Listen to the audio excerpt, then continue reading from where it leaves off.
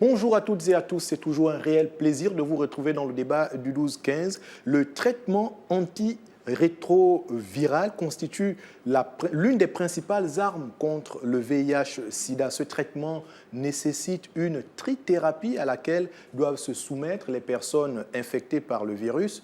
Auparavant, elles devaient prendre jusqu'à 17 comprimés, mais au fil du temps, ce nombre est passé à 7. Et aujourd'hui, les patients atteints du VIH doivent consommer entre 1 et 5 comprimés en fonction du niveau de résistance du virus vis-à-vis des médicaments, mais aussi à cause du manque du suivi régulier du traitement. Antirétroviraux, où en est le Gabon? C'est le titre de cette émission et je reçois le docteur Rachida Ndongbeng. Vous êtes médecin infectiologue, directrice du centre de traitement ambulatoire de Nkembo. Madame, bonjour.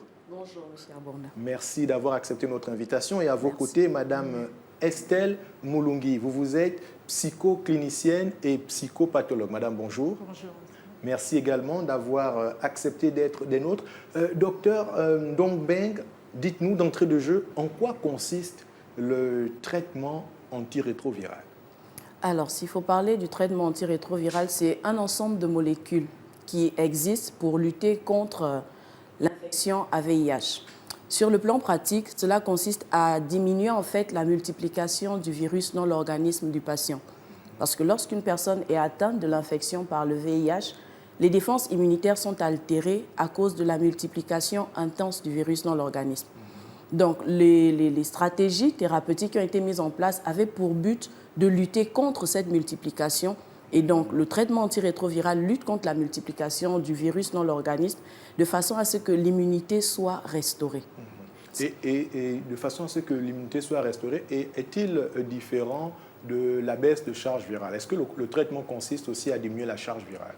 Quand on parle de charge virale, on parle du taux de virus dans le sang. C'est ce qui est appelé la charge virale. Donc, c'est le taux de virus dans le sang. Et lorsqu'on parle de la multiplication du virus, plus le virus se multiplie, plus le taux de virus dans le sang est élevé. Donc, la charge virale est élevée. Donc, l'objectif du traitement, c'est de diminuer cette charge virale afin de permettre à l'organisme de restaurer son immunité. Alors, Madame Moulungi Estelle, vous êtes psychopathologue. Les personnes atteintes du VIH-Sida présentent-elles des signes de maladie psychologique? Bien entendu, parce que dès l'annonce déjà de la maladie, parce qu'avant que la personne ne soit informée, tout a l'air de bien se passer. Mais dès qu'il y a l'annonce, il y a ce moment de bouleversement, de choc qui peut aussi entraîner un traumatisme, c'est carrément un traumatisme. Et de ce traumatisme peut se découler aussi effectivement d'autres facteurs en lien avec cette souffrance psychologique. Donc voilà, c'est d'où vraiment la nécessité qu'il y ait une prise en charge psychologique, qu'il y ait une présence, un spécialiste pour prendre cette souffrance déjà en charge dès le début, parce que c'est qui peut aussi nous aider à vraiment améliorer la qualité de la vie du patient. Est-ce que c'est le cas aujourd'hui? Est-ce que les personnes atteintes du VIH sont accompagnées psychologiquement? Bien entendu, parce que le gouvernement s'est organisé de telle sorte que dans tous les centres, la prise en charge elle est pluridisciplinaire. Donc nous avons des médecins, nous avons des psychologues, et dans la majorité c'est des psychologues cliniciens, psychopathologues. Nous avons des agents sociaux. Donc on a un regard global, une prise en charge globale qui tient compte de tous les domaines de la vie du patient qui effectivement sont impactés. Donc chacun intervient à son niveau. Madame Moulungi, c'est à peu près, quelle est à peu près la représentativité de cette prise en charge? C'est à peu près un psychologue pour combien de patients? Bon, on va dire dans la journée, parce que les patients nous viennent, c'est des patients qui nous viennent, qui font leur prise en charge, qui viennent parfois tous les 3 mois, tous les 6 mois, sinon selon la prise en charge, selon ce qu'on veut suivre. Dans la journée, on peut avoir entre 5 et 10 patients pour un psychologue. Et de plus en plus, les CTA sont vraiment de plus en plus dotés de plusieurs spécialistes. Donc, par exemple, le centre dans lequel je suis, nous avons 6 psychologues au du CTA, parce que nous avons 2 centres. Nous avons celui des adultes et le centre pédiatrique. Et le centre pédiatrique, on va arriver justement à la différence ou les similitudes entre le traitement administré aux adultes et celui administré aux enfants. Mais avant de donner la parole au docteur Ndong Mbeng, je voudrais savoir, est-ce que les symptômes présentés par les patients atteints de la maladie sont de nature à les empêcher de suivre convenablement leur traitement? Bien entendu, parce que le VIH, jusqu'à présent, malheureusement, est perçu vraiment comme une maladie de la honte. Donc, le corps, déjà, impacte sur la qualité psychologique, de comment on se sent, comment on se voit dans un miroir, impacte profondément la qualité, notre vie psychologique.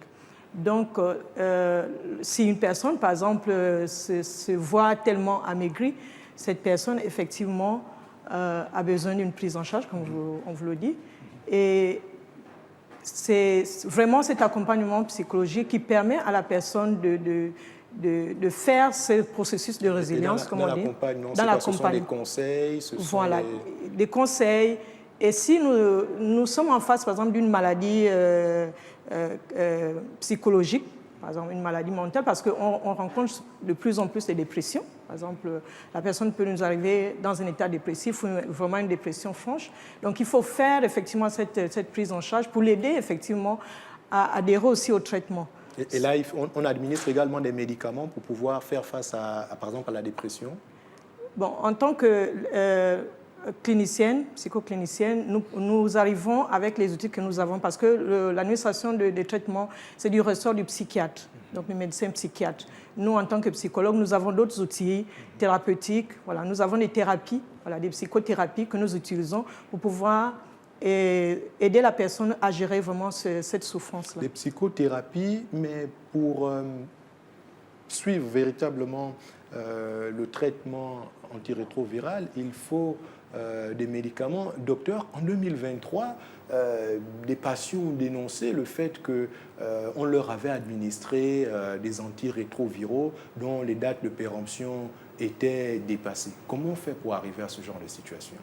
Alors, l'approvisionnement en médicaments dépend de la tutelle. Les médicaments sont mis à disposition. Maintenant, l'écoulement du médicament dépend de la fréquentation des centres. On peut se retrouver en surstock parce que les malades qui sont attendus ne viennent pas dans les centres. Lorsque, comme expliquait la psychologue, le patient n'a pas adhéré à son traitement, qu'il y a un déni, il ne se présente pas au centre et on se retrouve avec des médicaments qui sont disponibles dans les centres mais qui n'ont pas été administrés. Maintenant, comment on en arrive à les présenter aux patients ou à les leur donner, c'est au cas par cas. Il y a une nécessité de soins en fait. Si le malade est demandeur de soins et que sur le plan clinique, il nécessite d'être accompagné, on peut se permettre de lui administrer un médicament pour les besoins du résultat qu'on attend, parce qu'il arrive avec une charge virale très élevée, avec un taux de CD4 très bas, et il est nécessaire pour nous de le prendre en charge, et on le prendra en charge avec ce qui est disponible, au lieu de ne pas le prendre en charge du tout. Et donc, Madame Mulungi, vous qui recevez également les patients, qui échangez avec eux, pour prendre un peu leur état d'esprit sur le plan psychologique, qui sont les personnes les plus réticentes à se faire enregistrer et suivre leur traitement? Est-ce que c'est beaucoup plus les adultes ou les plus jeunes? Bon, je dirais, parce que moi je suis dans la prise en charge des adultes, mais nous collaborons avec la pédiatrie. Donc c'est vraiment au cas par cas, que ce soit au centre des adultes, que ce soit chez les plus jeunes. Nous avons effectivement des profils que nous rencontrons qui n'adhèrent pas systématiquement au traitement ou qui adhèrent au début. Et lorsqu'il y a un événement, voilà, lorsqu'il y a un événement, c'est pourquoi c'est vraiment nécessaire cet accompagnement régulier. Donc, lorsqu'il y a un événement, de quel type d'événement s'agit-il? Par exemple, une perte, un deuil qui est difficile, parce que vous allez rencontrer des patients qui sont... Parce que le travail qu'on fait, on travaille aussi avec des proches, qu'on appelle des personnes affectées, mais des proches qui accompagnent. Vous avez un patient qui est très accompagné par son père ou qui est accompagné par sa sœur et qui est devenu un pilier, un allié dans la prise en charge aussi, et qui va perdre cette personne-là. c'est un deuil qui, si on ne fait pas la prise en charge dès le début, c'est un deuil qui peut se compliquer. Qui peut davantage affecter la Voilà. personne. Et ce patient, en général, on va observer des passages à l'acte, par exemple, des idées suicidaires, et l'arrêt du traitement peut être considéré comme un passage à l'acte, c'est-à-dire il se laisse mourir. Madame Mulungi, êtes-vous en train de dire que le rôle de la famille est déterminant dans l'accompagnement des patients? Très déterminant. Et nous travaillons beaucoup avec les familles, mais bien entendu avec l'accord du patient, l'adhésion du patient. Dès le début, nous voyons déjà avec le patient à qui il peut se confier, s'il peut avoir ce que nous appelle un allié, c'est-à-dire dans cette prise en charge. Parce que les patients sont dans leur environnement au quotidien. Nous, ils nous voient une fois le mois, sinon une fois tous les 2 mois ou 3 mois. Donc sa vie, c'est vraiment dans cet environnement. Alors, avec cet allié ou ces alliés, parce que nous avons des patients qui sont très bien accompagnés de leur famille et tout ça, qui parfois font le relais. Aujourd'hui, vous avez vu, si un tel autre n'est pas là, il y a toujours quelqu'un. Et lorsqu'il y a une difficulté, ce sont ces personnes, effectivement aussi, qui se rapprochent du centre ou qui appellent pour dire, voilà, comment on fait, il y a telle chose, il ne veut plus prendre son traitement. Comment on fait? Il ne veut plus prendre son traitement. Justement, docteur, sur le traitement, vous parlez des adultes, des enfants. Quelle est la différence dans le traitement? Qu'est-ce qui diffère et qu'est-ce qui peut être similaire? Alors, dans toute administration de traitement, que ce soit pour un adulte, pour un enfant, on tient compte du poids. Les traitements sont administrés en fonction du poids, que ce soit pour les antirétroviraux ou toute autre pathologie. Et donc, dans la prise en charge de l'infection par le VIH, nous avons des protocoles, donc une trithérapie, 3 molécules pour un traitement par patient. Et pour les enfants comme pour les adultes, ce protocole est respecté. La différence réside dans les molécules qui leur sont administrées, qui tiennent compte du terrain sur lequel, donc le terrain, que ce soit un enfant, que ce soit un adulte, sur lequel la maladie se développe et qui tiennent compte également du poids. Mais les protocoles sont les mêmes, c'est bien des trithérapies, mais en fonction du poids et du protocole recommandé par l'OMS, on administre les médicaments à la personne. Est-ce que les médicaments ont des effets secondaires? Au-delà des médicaments qui pourraient être périmés, est-ce que les médicaments de façon normale ont des effets secondaires? Tout médicament qui existe a des effets secondaires. Tous les médicaments. Et tous les patients ne supportent pas forcément les effets secondaires. Alors, aujourd'hui, plus on évolue dans la prise en charge d'une pathologie, plus les réalités rencontrées sont prises en compte.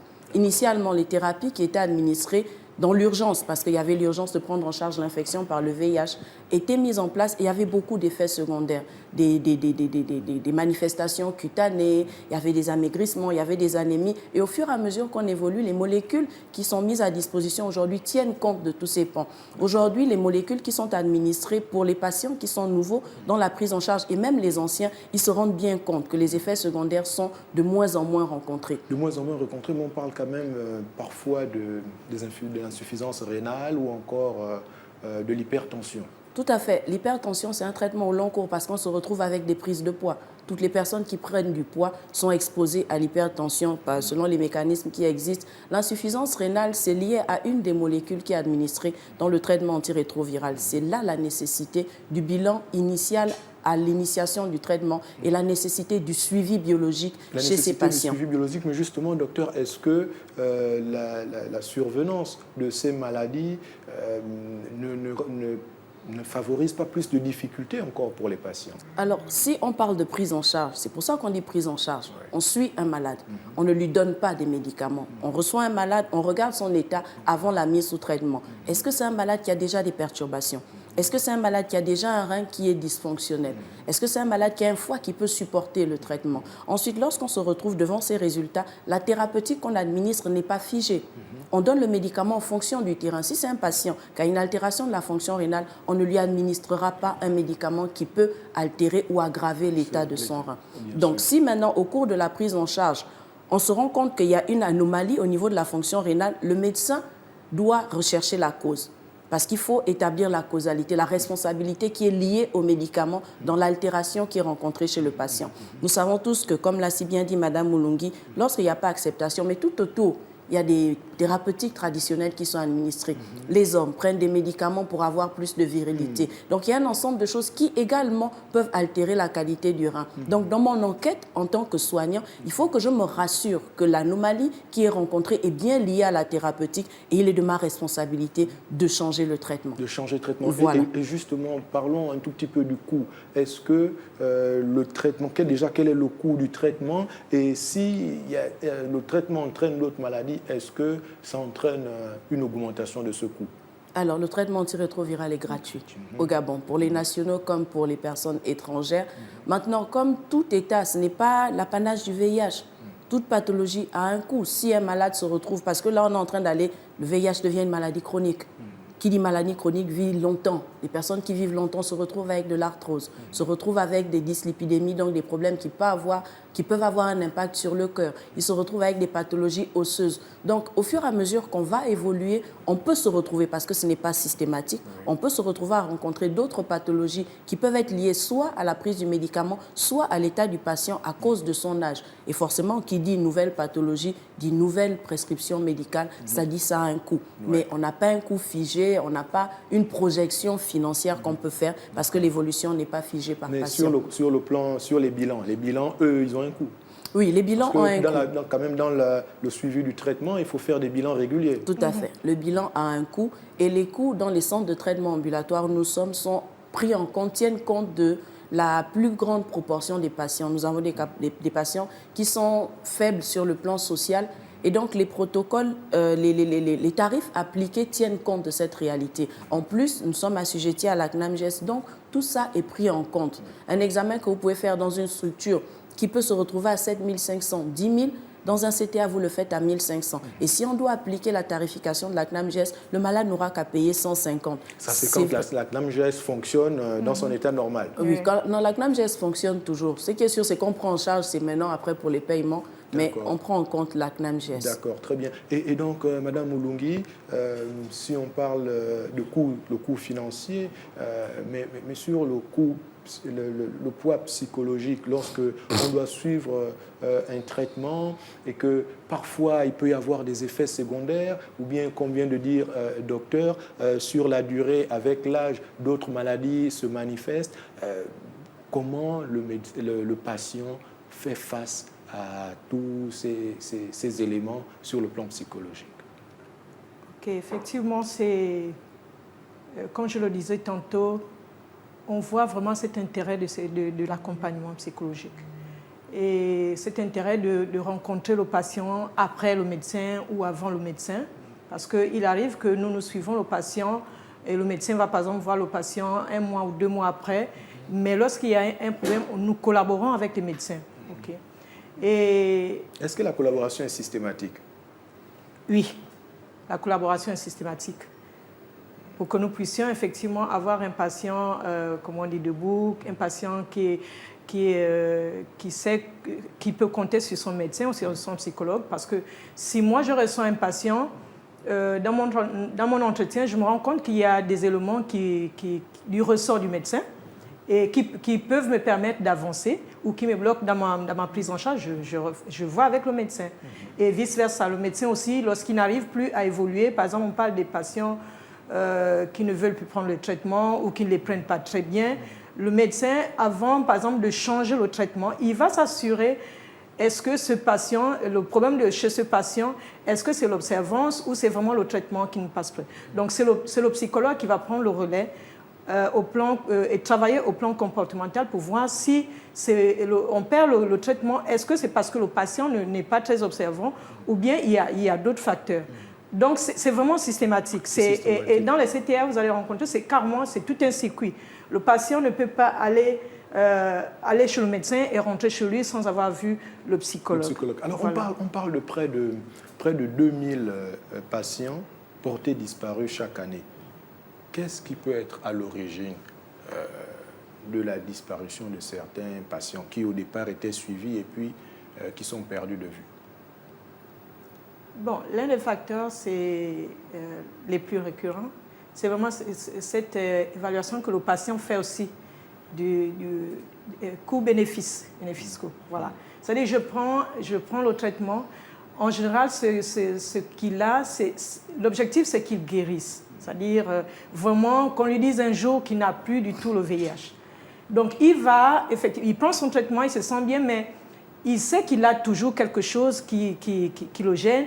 Il voudrait utiliser aussi d'autres moyens pour guérir. Alors, il va rechercher cette guérison. Donc, lorsqu'il recherche la guérison, il peut se retrouver chez un pasteur, il peut se retrouver n'importe où. Chez un tradipraticien. Ouais. Et il y en a à qui on dit il faut arrêter le traitement. Or, ce patient a déjà fait un parcours et il a bien récupéré, il a une bonne qualité de vie. Il arrête le traitement et il peut tenir pendant un moment. Donc, il se dit, ce qu'on m'a dit à l'église que je suis guéri, oui, je suis guéri. Je suis guéri. Okay. Alors qu'en fait, voilà, et il va rester dans la nature. Oui.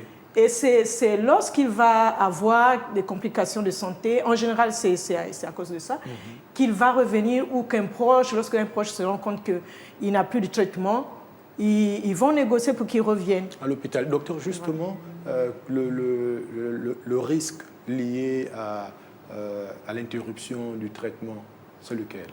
Alors, le risque principal, c'est de voir son immunité s'altérer. Parce que l'immunité ici permet de lutter contre les affections que le VIH emmène. Le VIH en lui-même peut rester longtemps dans l'organisme et le patient peut le supporter. Seulement, s'il arrête, c'est-à-dire que l'immunité s'est altérée, donc tous les microbes qui traînent peuvent venir attaquer le malade. Et à ce moment-là, lorsqu'un malade a déjà été pris en charge, a restauré son immunité, a stabilisé son infection, donc sa charge virale est indétectable, il peut se retrouver à perdre ses CD4, donc les défenses de l'organisme. Et à ce moment-là, les affections opportunistes apparaissent, les tuberculoses, les toxoplasmomes, les maladies cutanées, les diarrhées. Et lorsqu'il s'agit de prendre en charge ce patient, en pratique, le patient peut revenir directement dans son centre de prise en charge. Mais dans cet état-là, ce n'est pas souvent le patient lui-même qui demande le soin, c'est la famille. Et lorsqu'il arrive, les patients ne sont pas forcément au courant de son statut.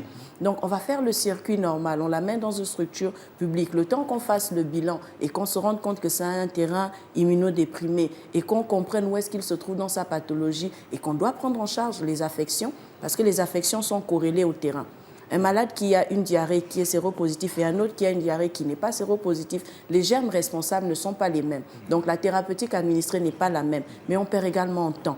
Vous perdez en temps. Oui. Et justement, docteur, vraiment, il ne reste plus beaucoup de temps, mais je voudrais qu'on parle un peu de l'examen du génotype. À quel moment il intervient et quel est son coût?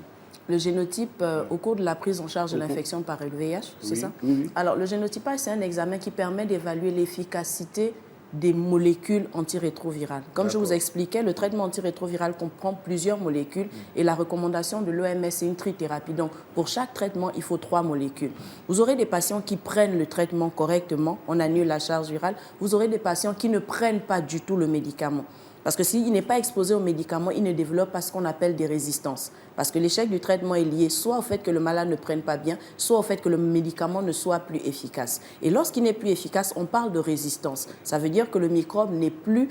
le traitement n'arrive plus à détruire le microbe. À ce moment-là, on se retrouve devant les résistances et on a recours à ce qu'on appelle un génotypage de résistance pour évaluer quelles sont les molécules qui sont devenues inactives sur le virus du patient concerné, parce que ce ne sont pas tous les patients qui sont concernés, et définir quelles sont les molécules qui seront efficaces sur le virus qu'on appelle un virus muté. Donc un virus qui a développé des résistances. À ce moment-là, ça nécessite de nouveaux médicaments? Oui, on choisira des molécules en fonction de ce que le résultat du génotypage nous dira.